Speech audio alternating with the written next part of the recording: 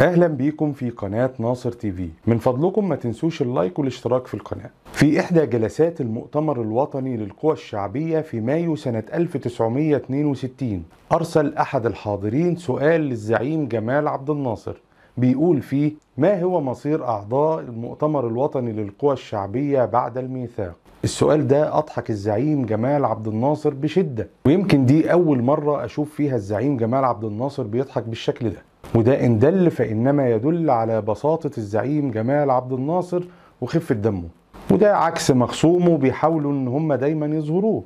جمال عبد الناصر كان قريب جدا من الشعب المصري وخاصة الفقراء منه والبسطاء. وبدون إطالة يلا سريعا نشوف الفيديو.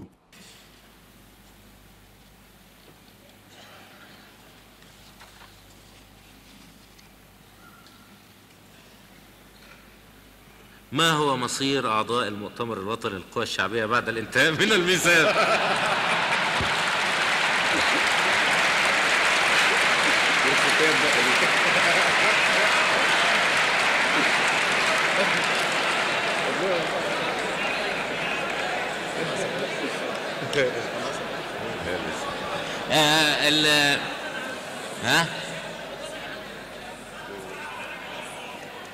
مصير هنا يعني ايه؟ مش فاهم. عايزين تقعدوا يعني في القاعة دي على طول؟ ايه مصير، ما هو مصير اعضاء المؤتمر الوطني للقوى الشعبية بعد الانتهاء من الميثاق؟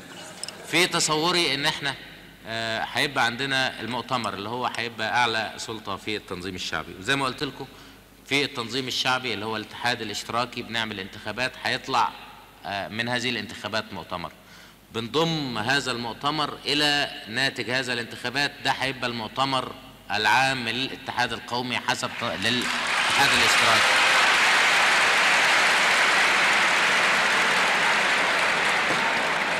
وبعد كده بيبقى هذا المؤتمر مش انا هو اللي هقرر مصيركم. يعني في فضلة نقطة جاية يعني من الملاحظة في هذه المناقشات اللي هي اخواننا الفلاحين والعمال، باقي القطاعات بيقولوا انهم ما بيتحدهمش، بل احنا مؤتمر للقوى الشعبية، واحنا قوى الشعب الوطني، الفلاحين والعمال وباقي القطاعات اللي انتخبت علشان يتكون منها هذا المؤتمر. ما فيش تحدي منها، لازم يكون في تفاهم، ولازم يكون في تعايش سلمي، ولازم يكون في إمكانية لحل المتناقضات بالوسائل السلمية. في متناقضات موجودة، كل قطاع عايز يحل هذه المتناقضات. مش معقول اللي مش فلاح ضد الفلاح، ولا اللي مش عامل ضد العامل، أبدا. يمكن في مش فلاح وعايز يدي الفلاح أكتر من يمكن هو ما يتصور، وفي واحد مش عامل وعايز يدي العامل أكثر مما هو يتصور. وأرجو أنكم تنتهزوا هذه الفرصة، أنكم توثقوا العلاقات بينكم وبين بعض. ما يروحوش الفلاحين زي ما أنا شايف الصور النهارده قاعدين مع بعض في الإيفرست، ولا التانيين قاعدين مع بعض فين، واللي راحوا الفيشاو لوحدهم. الفلاحين راحوا الفيشاو لوحدهم، طب ما تاخدوا الرأسمالية الوطنية معاكم في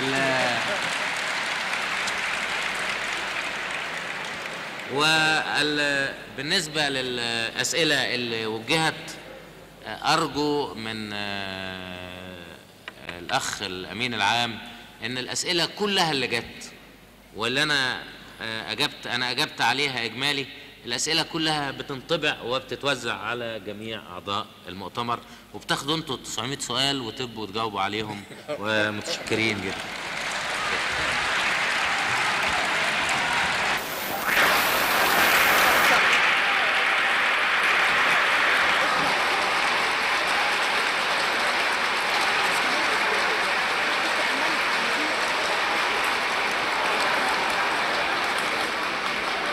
وهكذا أيها الإخوة المواطنون، يغادر السيد الرئيس جمال عبد الناصر في رعاية الله قاعة الاحتفالات الكبرى بجامعة القاهرة.